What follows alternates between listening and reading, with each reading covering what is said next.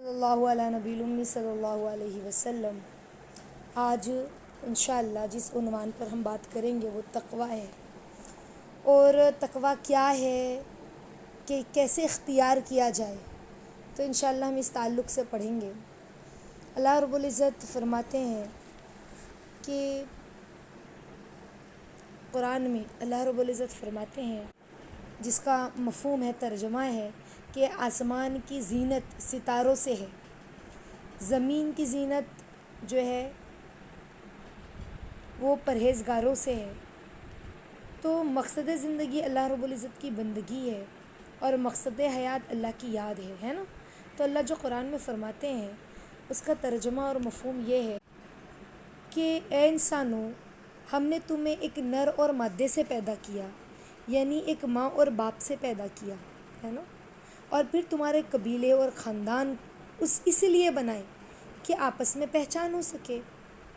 بے شک تم میں سے اللہ کے نزدیک زیادہ عزت والا وہ ہے جو زیادہ متقی ہے، لہٰذا نہ گورے کو کالے پہ فضیلت، نہ عربی کو عجمی پہ فضیلت، نہ امیر کو غریب پہ فضیلت۔ بے شک تم میں سے اللہ کے نزدیک زیادہ عزت والا کون ہے؟ جو زیادہ متقی ہو۔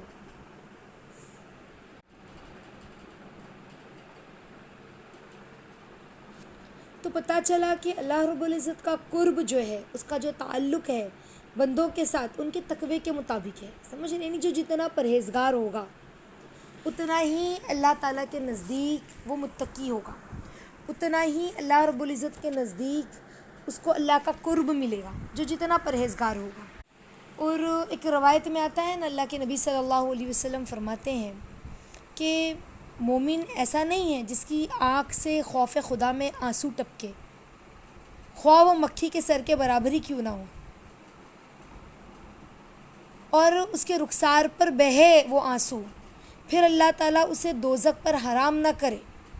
تو اللہ کے نبی نے فرمایا کوئی بندہ مومن ایسا نہیں ہے کہ جس کے ساتھ یہ معاملہ ہو کہ اس کی آنکھوں سے وہ آنسو ٹپکے اور وہ آنسو اس کے گال پر بہے اور اللہ رب العزت دوزخ پر حرام نہ کرے اسے۔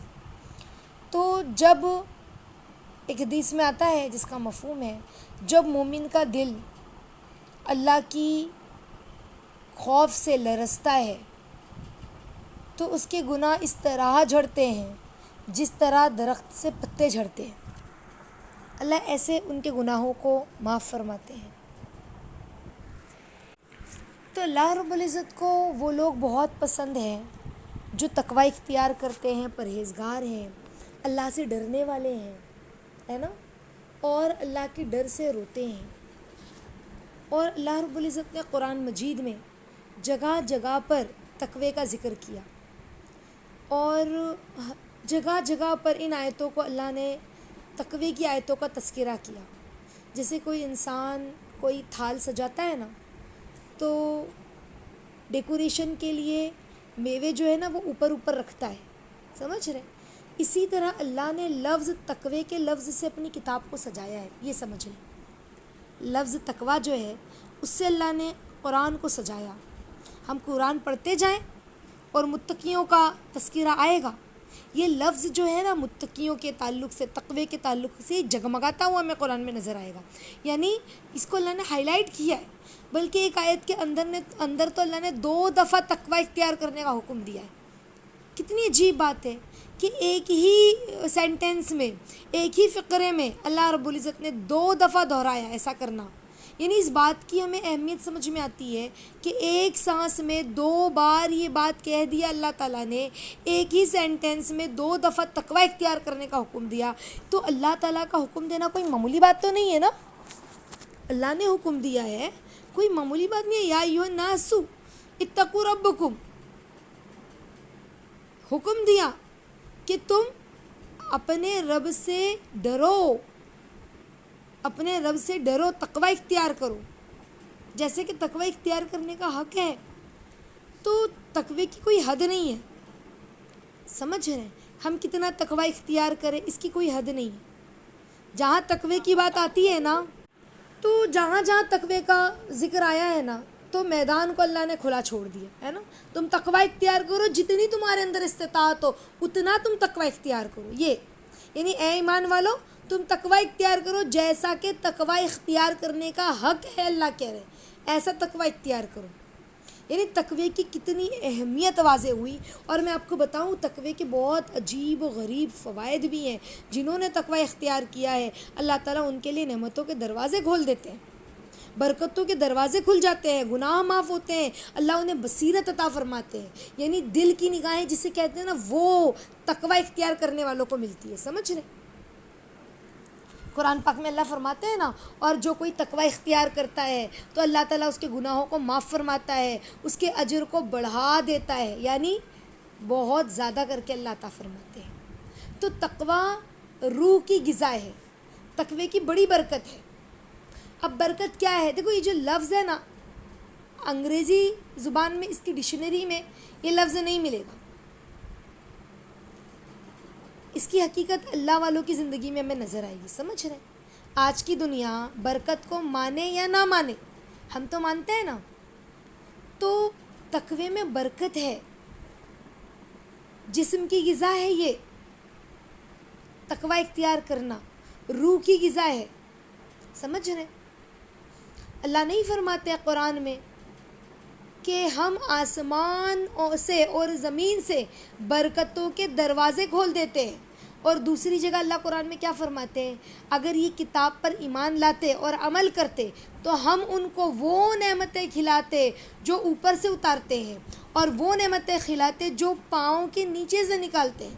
تو مفسرین نے اس کی ایک عجیب تفسیر بیان کی ساتھیوں، کہ انسان جو ہے نا وہ دو چیزوں کا نام ہے، ایک جسم اور ایک روح. تو جسم مٹی سے بنا ہے نا، جسم مٹی سے بنا تو اس کی ضروریات بھی تو دیکھو نا، مٹی سے ہماری ضروریتیں پوری ہوتی ہے. پانی کہاں سے نکلتا ہے؟ زمین سے ہے نا. گیہوں کہاں سے نکلتا ہے؟ زمین سے. لباس کی فصل کہاں سے ہوتی ہے؟ زمین سے. زمین سے ہی تو فصلیں ہوتی ہے، پھر اس کے دھاگے اور ساری چیزیں بنتی ہیں. ہاں، مکان زمین سے بنتا ہے، زمین کی چیزوں سے، مٹی گارے سے بنتا ہے نا. تو یہ تو انسان ہے نا. دوسری جو ضرورت ہے نا انسان کی، وہ زمین سے نکلنے والی چیز، جیسے پھل ہے زمین سے نکلنے والی چیز ہے نا. جتنی بھی چیزیں سب زمین سے نکلتی ہے. تو سوچنے والی بات ہے، اللہ اکبر، جہاں جسم مٹی سے بنا تو اسے اللہ تعالیٰ نے اس کی ضرورتوں کو بھی مٹی سے رکھ دیا نا، ادھر ہی سے پوری ہوتی ہے. اور روح کی غذا کیا ہے پھر؟ یہ تو جسم کی غذا ہے. اللہ نے جسم کی غذا مٹی سے ضرورت کو پوری کیا، کھانا پینا لباس ہے نا. لیکن روح کی غذا جو ہے نا، انسان کی جو روح ہے نا ساتھیوں، وہ عالم ارواح سے آئی ہے، وہ عالم امر ہے. روح من کلی امر ہے نا. اللہ نے کیا فرمایا؟ روح اللہ کا امر ہے کہ ہو جا. اللہ نے روح کو پیدا کیا، وہ پیدا ہو گئی. ہاں، کہ اللہ قرآن میں نہیں فرماتے یسألونک عن الروح؟ لوگوں نے اللہ کے نبی سے سوال کیا روح کے بارے میں، تو اللہ نے فرمایا کہہ دیجئے قل الروح من امر ربی، کہ روح جو ہے وہ میرے رب کا حکم ہے. تو پتہ چلا کہ ساتھیوں روح جو ہے نا وہ عالم امر سے آئی ہوئی چیز ہے. اس کی ضرورتیں بھی ہے نا اوپر سے آنے والی انوار اور برکات ہیں. تو کیا سمجھ میں آیا؟ روح کی غذا اوپر سے آنے والی انوار اور برکات جو آسمانوں سے اللہ نازل کرتے ہیں، اور جسم کی غذا زمین سے نکلنے والے پھل ہیں. وہ کیا چیز تھی صحابہ کے لیے؟ دیکھیں میدان جنگ میں، بدر کے میدان میں، پیر یہاں رکھتے وہاں جاتا، وہاں رکھتے وہاں جاتا، پیٹ میں بھوک ہے، لیکن اس کے باوجود صحابہ میدان جنگ میں اترے. ایمان تقوی اتنا مضبوط تھا، اللہ کا ڈر، اللہ پر یقین، اللہ پر اعتماد اتنا زیادہ تھا صحابہ کے اندر. ہاں، پرہیزگاری ایسی تھی کہ وہ میدان جنگ میں اترے. اب کیا ہوا؟ ان کی پیر یہاں رکھتے وہاں جا رہا تھا، یہ عالم تھا، لیکن اللہ کی مدد کیسے آئی؟ ہاں، کہ وہ گردن تک تلوار لے جاتا، اس سے پہلے گردن جدا ہو جاتی. ہاں، تو اللہ کی برکتیں آتی ہے. صحابہ کے پیٹ میں بھوک ہوتی تھی، روزے کی حالت میں بھی وہ جنگ لڑتے تھے. آج ہم کر سکتے ہیں روزے کی حالت میں بازار ہی جا کر آ جائیں ہم تو ہماری حالت خراب ہو جاتی ہے، بہت گرمی ہے، تھوڑا سا کسی کام سے ہم گھر کے باہر نکل جائیں، روزے میں تو ہمارا کیا حال ہو جاتا ہے، کیسی پیاس اور کتنا برا حال کہ بس اب تھوڑی دیر سلا دو ہمیں. حالانکہ ابھی 24 گھنٹہ بھی نہیں ہوا بھوکے رہے، کچھ گھنٹوں میں ہمارا یہ حال ہو جاتا ہے نا. تو روح کی جو غذا ہے نا، روح آسمان سے آئی ہوئی ہے تو اس کی غذا بھی آسمانی ہے، آسمان کے انوار اور برکات. تو اللہ فرماتے ہیں ہم ان کو وہ نعمتیں کھلاتے ہیں جو ان کی روحانی غذا بنتی ہے، اور ان کو وہ نعمتیں کھلاتے ہیں جو ان کی غذا جسمانی بنتی ہے. تو تقویٰ جو ہے نا، یہ ایسی نعمت ہے کہ اللہ تعالیٰ رزق کے دروازے کھول دیتے ہیں، چاہے وہ زمین کے ہوں چاہے وہ آسمان کے. تو تقویٰ اختیار کرنا بہت بڑی چیز ہے. جو جتنا اللہ سے ڈرتا ہے اور اللہ سے ڈر کر گناہوں کو چھوڑتا ہے، اللہ تعالیٰ اس کو بہت ساری برکتیں عطا فرماتے ہیں. ہاں، برکت کیا ہے؟ برکت ہم کسے سمجھتے ہیں؟ رزق کے اندر انسان کی عزت شامل ہے نا، کھانا پینا شامل ہے، بیوی بچے شامل ہے، ماشاءاللہ دنیا کا سکھ سکون شامل ہے. آج انہی کی وجہ سے تو ہم پریشان پھرتے ہیں نا. ان میں سے کوئی چیز کم ہے تو انسان پریشان ہے. ہم کیوں در در کے ڈھکے کھاتے پھرتے ہیں؟ اسی لیے کہ رزق کی پریشانی ہے. 2 نوکریاں کرتے ہیں، گھر کے خرچے پورے نہیں ہو رہے انسان کے. گھر کے سارے افراد نوکریاں کر رہے ہیں لیکن گھر کے خرچے پورے نہیں ہو رہے. کیوں؟ کہتے ہیں نا جی کیا کریں کہ بوٹل جو ہے وہ ڈاکٹر کی طرف چلتی ہی رہتی ہے، یعنی برکت اٹھ گئی ہے، صحت ہی نہیں ہے، بس ڈاکٹر کی طرف چل جاتے رہو. یہ بیماری کبھی وہ بیماری، پیسے تو ہیں لیکن بیماریاں ہی ختم نہیں ہوتی. آج لوگ انجینئر ڈاکٹر کیوں بنتے ہیں بتاؤ؟ اس لیے کہ عالم بنیں گے، ہے نا. آج لوگ انجینئر ڈاکٹر کیوں بنتے ہیں؟ پھر کہاں سے کھائیں گے؟ اگر عالم بن جائیں گے تو کہاں سے کھائیں گے؟ ضروریات ہوتی ہے نا، اسی لیے وہ ڈاکٹر انجینئر بنتے ہیں. کیوں نہیں بنتے عالم؟ کہ اگر ہم عالم بنیں گے تو ہمارے خرچے پورے نہیں ہوں گے. سمجھ رہے؟ لیکن ایک بات یہ بتائیے کہ کیا آپ لوگوں نے کبھی اپنی زندگی میں کسی عالم با عمل یا حافظ با عمل کو بھوکا پیسہ دیکھا ہے، ایڑیاں رگڑتے ہوئے مرتے دیکھا ہے؟ وہ عالم، وہ حافظ جو با عمل ہے، جو نیک ہے، جو متقی ہیں، کبھی ایسا نہیں ہوتا. کوئی مثال ایسی نہیں ہے کہ عالم با عمل ہو، حافظ با عمل ہو اور بھوک پیاس سے ایڑیاں رگڑتے ہوئے رگڑتے مر گیا. ایسا نہیں ہوتا. سمجھ رہے؟ تو تقویٰ اختیار کرنے سے اللہ زمین کی بھی برکتیں دیتے، آسمان کی برکتیں دیتے. اللہ ہی کے ذمہ ہے نا برکتوں کا، برکتیں. امام ابو یوسف رحمۃ اللہ علیہ کے زمانے میں طالب علمی میں امام ابو یوسف رحمۃ اللہ علیہ، یہ 4 امام میں سے ایک امام ہے، تو وہ ابو حنیفہ رحمۃ اللہ علیہ کی خدمت میں آئے. جب وہ پڑھتے تھے تو ان کی ماں نے تو بھیجا تھا کہ دھوبی کے پاس جاؤ اور کپڑے دھونا سیکھو، اسی لیے ان کی ماں نے انہیں بھیجا تھا. تو راستے میں انہیں جو ہے ابو حنیفہ رحمۃ اللہ علیہ کی خدمت میں وہ پہنچ گئے، تو اور ایسا ہوا کہ وہ ان کے شاگرد بھی بن گئے، حالانکہ ان کی ماں نے دھوبی کا کام سیکھنے کے لیے بھیجا تھا. یہاں تک کہ وہ علم میں بہت بڑا انہوں نے مقام حاصل کیا. اور ماں نے کہا کہ میں نے تجھے دھوبی کی طرف بھیجا تھا، تیرا باپ دنیا سے رخصت ہو گیا ہے، کچھ کام کرتا تو ہم کھاتے پیتے. تو دھوبی کے پاس جاتا، کپڑے دھلنے کا سیکھتا اور 4 پیسے کما کے لاتا. تو انہوں نے آ کے اپنی استاد سے کہا، ابو حنیفہ رحمۃ اللہ علیہ سے، اب امام یوسف رحمۃ اللہ علیہ نے. تو حضرت نے فرمایا کہ اپنی اماں سے کہنا میں ایک کام سیکھ رہا ہوں جس پر مجھے بہت زیادہ آمدنی کی امید ہے، میں ایسا کام سیکھ رہا ہوں. تو انہوں نے جا کے بس اتنا کہہ دیا. تو ان کی ماں کو تسلی نہیں ہوئی، تو وہ خود ابو حنیفہ رحمۃ اللہ علیہ کے پاس آئی ان کی ماں اور کہا میں نے تو بیٹے کو دھوبی کے پاس بھیجا تھا کوئی ہنر سیکھتا، آپ کے پاس کتابیں پڑھتا ہے. تو ابو حنیفہ رحمۃ اللہ علیہ نے فرمایا کہ میں اس کو ایسا ہنر سکھا رہا ہوں نا کہ یہ پستے کا بنا ہوا فالودہ کھائے گا. ان کی ماں کو اس طرح سے کہا. تو ان کی ماں نے سوچا کہ حضرت میری تسلی کے لیے نا ایسی بات کر رہے ہیں، میرا بیٹا، اتنے غریب تھے وہ لوگ، اب پستے کا بنا فالودہ تو کس کو نصیب نا، بہت امیر کوئی ایسا ہو. تو امام ابو یوسف رحمۃ اللہ علیہ فرماتے ہیں کہ بات آئی گئی ہو گئی، ایسے ہی سال گزرے، کچھ دن گزرے، تو میری والدہ خیر مطمئن جیسے تیسے ہو گئی اور میں علم حاصل کرتا رہا. ایک وقت ایسا آیا کہ ابو یوسف رحمۃ اللہ علیہ، امام ابو یوسف رحمۃ اللہ علیہ چیف جسٹس بن گئے. سمجھ رہے ہیں؟ جج ہوتا ہے نا. اور وقت کا بادشاہ ہارون الرشید وہ کہتے ہیں کہ میرے پاس بیٹھا ہوا تھا. ہارون الرشید کے زمانے کا واقعہ ہے تو وہ کہنے لگا کہ حضرت میں نے آپ کے لیے ایک چیز بنوائی ہے، میں روز آپ کے لیے بھجوا دیا کروں گا، میں نے چیز کھائی تو بڑی لذیذ لگی، تو مجھے بہت اچھی لگی، تو حضرت میں نے آپ کے لیے یہ بنوائی ہے. سمجھ رہے؟ قاضی تھے، وہ قاضی بن گئے. تو انہوں نے پوچھا کہ کیا ہے وہ؟ تو وہ کہنے لگے، جو بادشاہ تھے ہارون الرشید، کہ حضرت یہ میرے لیے بھی کبھی کبھی بنتی ہے، لیکن آپ کو علمی مقام اتنا اللہ نے دیا ہے نا. پہلے کے بادشاہ بھی جو ہوتے تھے نا، وہ علماء کی بڑی عزت کرتے تھے. سمجھ رہے ہیں؟ علماء، مفتیان اور قاضی کی بڑی عزت کرتے تھے. تو انہوں نے کہا کہ حضرت یہ تو میرے لیے کبھی کبھی بنتی ہے، یہ شربت میرے لیے کبھی کبھی بنتا ہے، لیکن آپ کا علمی مقام اتنا زیادہ ہے نا کہ میں آپ کے لیے روزانہ یہ بھیجا کروں گا.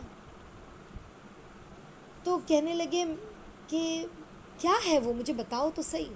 تو کہا یہ پستے کا بنا ہوا فالودہ ہے حضرت. تو امام اعظم رحمۃ اللہ علیہ کی امام یوسف رحمۃ اللہ علیہ کہتے ہیں کہ مجھے بات یاد آئی، انہوں نے میری ماں سے کہا تھا کہ میں ان کو ایسا ہنر سکھاؤں گا کہ آپ کے بیٹے پستے کا بنا ہوا فالودہ کھائیں گے.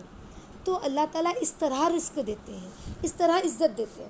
حالانکہ انہوں نے علم دنیا حاصل کرنے کے لیے نہیں سیکھا تھا، وہ تو اللہ کے لیے سیکھ رہے تھے، اور انہوں نے تقوی حاصل کیا، وہ اللہ سے ڈرتے رہے، تقوی اختیار کرتے رہے. لیکن اللہ نے انہیں کیا مقام و مرتبہ عطا فرمایا کہ پستے کا فالودہ پی رہے ہیں، پستے کا بنا ہوا فالودہ. تو کب ملتا ہے؟ یہ تقوی ہے. سمجھ رہے؟ یہ تقوی ہے. جب یہ تقوی پہ بندہ آتا ہے نا، پرہیزگاری اختیار کرتا ہے، تو اللہ وہ دیتے جو بندہ سوچ نہیں سکتا. تو تقوی یہ نہیں کہ صرف نمازوں کی پابندی ہو، تقوی یہ نہیں کہ صرف روزوں کی پابندی ہو، تقوی یہ ہے کہ پردے کی پابندی ہو. سمجھ رہے؟ تقوی یہ ہے کہ گناہوں کو چھوڑ دیا جائے. تقوی یہ ہے کہ باہر کی چیزیں بھی نہ کھائی جائے. سمجھ رہے؟ بازاری چیزوں کو چھوڑ دیا جائے. تقوی یہ ہے کہ زبان سے غلط بات نہ نکالی جائے. تقوی یہ ہے کہ وہ چیز جو جائز کے درجے میں، جیسے مثال کے طور پہ چوڑی دار کا پہننا، ہماری چوڑی دار دکھ رہی ہے، گھٹنے کے نیچے قمیض ہے، پورا لمبی نہیں ہے، لیکن ہمارا پیر دکھ رہا ہے، اور چوڑی دار پہننا مکروہ ہے. آپ کہہ رہے بدن تو ڈھکا ہے نا، چل جائے گا نا، آپ نماز تو ہو جائے گی نا. ہاں ہو تو جائے گی، لیکن اللہ کو ایسی نماز پسند نہیں ہے. تقوی اختیار کرنا یعنی ہر وہ چیز جس میں شک و شبہ ہے اس کو بھی چھوڑ دے، ہر وہ چیز جو مکروہ ہے اس کو بھی چھوڑ دے. سمجھ رہے؟ یہ تقوی ہے. کون کیا بولے گا وہ نہیں، ایسا پردہ ہو، ایسا تقوی ہو کہ اللہ سے بندہ ڈرے. تو ایسے اللہ رزق عطا فرماتے ہیں. آ رہی ہے بات سمجھ میں؟ اللہ کے ذمے ہے رزق ساتھی ہو، زمین کا بھی اور آسمان کا بھی. تو تقوی کی برکتیں یہ ہے. تو تقوی سے اللہ رزق کے دروازے کھول دیتے ہیں. اور رزق کس کے ذمے؟ اللہ کے تو ذمے ہے نا. تقوی پتہ چلا ہر جگہ کام آتا ہے. تو تقوی ہے کیا؟ یہ وہ نعمت ہے جو دنیا میں بھی کام آتی ہے، برزخ میں بھی کام آتی ہے، قبر میں بھی کام آتی ہے، حشر میں بھی کام آتی ہے، جنت میں بھی کام آتی ہے، ہر جگہ کام آتی ہے. یہ تقوی عجیب تریاک ہے ساتھیوں، جو ہر جگہ کام آتا ہے. تریاک سمجھتا ہے؟ یعنی ایک ایسا زہر یا ایسی دوا جو ہر زہر کو بجھا دے، جو ہر جگہ کام آئے. سمجھ رہے ہیں؟ یہ وہ تریاک ہے. تو اللہ تعالیٰ ہم سب کو متقی بنائے، تقوی جیسی نعمت عطا فرمائے. دنیا بھی سنورے گی، آخرت بھی سنورے گی انشاءاللہ. آمین یا رب العالمین. اسی طرح سے تقوی جو ہے وہ دلوں کے لیے ہے. سمجھ رہے ہیں؟ ہم دلوں پر محنت نہیں کرتے. اور اللہ کے نبی نے کیا فرمایا؟ تقوی کہاں ہوتا ہے؟ ہاں، اللہ کے نبی نے سینے کی طرف اشارہ کر کے کہا کہ تقوی تو یہاں ہوتا ہے، دل میں. تو ہمیں اس دل کو بدلنا پڑے گا ساتھیوں، پھر اس دل کے اندر تقوی پیدا ہوگا. آج ہم نے دل کو صنم خانہ بنا لیا ہے، بت خانہ بنا لیا ہے، بلکہ میں سچ کہوں تو دل کو گند خانہ بنا لیا ہے ہم لوگوں نے. سمجھ رہے ہیں؟ دل میں مورتیاں رکھی ہوئی ہے. کسی نے دل میں لڑکی کی مورتی رکھی ہے، کسی نے لڑکوں کی، کسی نے مال پیسے کی مورتی رکھ لی، کسی نے عہدے کی مورتی رکھ لی، کسی نے گھر میں جو ہے تصویریں ہو، اس گھر میں رحمت کے فرشتے نہیں آتے نا جس گھر میں تصویریں ہوں. تو ہاں، تو جس دل میں غیر کی تصویر ہو اس دل میں اللہ کی تجلیات کیسے آ سکتی ہے بتاؤ؟ جس دل میں، جس گھر میں، حدیث میں آتا ہے نا کہ جس گھر میں جاندار کسی کی تصویر ہو تو رحمت کے فرشتے نہیں آتے، تو اگر ہمارے دل کے گھر میں، جس دل میں اللہ بستے ہیں، اس میں کسی اور کی تصویر ہو، کسی غیر کی تصویر ہو، تو اللہ کی تجلیات آئیں گی؟ ہاں، تو ہمیں اس دل کو سنوارنا ہوگا، سمجھ رہے ہیں؟ اسے بنانا ہوگا، اس دل پر محنت کرنی ہوگی، تب جا کے ساتھیوں تقویٰ دل میں آئے گا۔ تو ہم اس نیت سے سنیں آج کا درس کہ اللہ ہم سنتے جائیں اور اپنے دل کو بناتے جائیں، سمجھ رہے؟ یہی وجہ ہے نا، تقویٰ جو ہے زندگیوں میں نہیں ہے، باتیں کرتے ہیں لوگوں پہ اثر نہیں ہوتا، شکوہ کرتے ہیں لوگ بات نہیں سنتے، ہم یہ شکوہ کر رہے ہیں، لیکن ہم نے اپنے دل میں تقویٰ نہیں رکھا، جس کی وجہ سے لوگوں کے دلوں میں بات اثر انداز نہیں ہوتی۔ ہم سنتے ہیں لیکن دھیان سے نہیں سنتے، ہے نا، اور عمل کی نیت سے نہیں سنتے، اسی لیے وہ باتیں ہمارے اندر اثر انداز نہیں ہوتی۔ تو تقویٰ ہمیں دل کے اندر پیدا کرنا ہے۔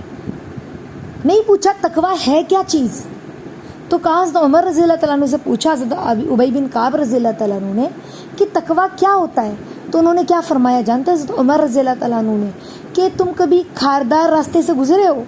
تو کہا ہاں گزرا ہوں۔ تو کہا کیسے گزرے ہو؟ تو کہا اپنے کپڑوں کو سمیٹ کر بچ بچ کر گزرتا ہوں، میرا دامن کسی کانٹے میں الجھ نہ جائے۔ تو فرمایا یہ تقویٰ ہے، سمجھ رہے ہیں کہ انسان تو اپنے دامن کو یوں بچا کہ زندگی گزار کے تیرا دامن کسی گناہ میں آلودہ نہ ہو، یہ تقویٰ ہے۔ یعنی اپنے کپڑے کو پاک رکھیں، اپنے لباس کا تقویٰ کیا ہے؟ ہاں، تقوی کا لباس وہ سب سے بہتر لباس ہے۔ کپڑوں کو پاک کس طرح سے کپڑوں کو بچایا ہے، اسی طرح سے ہمیں اپنے آپ کو گناہوں سے بچانا ہے، گندگیوں سے بچانا ہے۔ تو ہمیں اپنے لیے تقوی کا لباس بنانا ہے، تقوی کی زرہ بنانا ہے، تاکہ ہم سب گناہوں سے بچ جائیں۔ قرآن میں ہر جگہ تقویٰ، میاں بیوی کا تذکرہ آیا وہاں بھی تقویٰ تقویٰ تقویٰ تقویٰ۔ سورہ نساء پڑھ کر دیکھ لیں، ہر چند آیت کے بعد تقویٰ تقویٰ کہہ رہا ہے۔ کیوں؟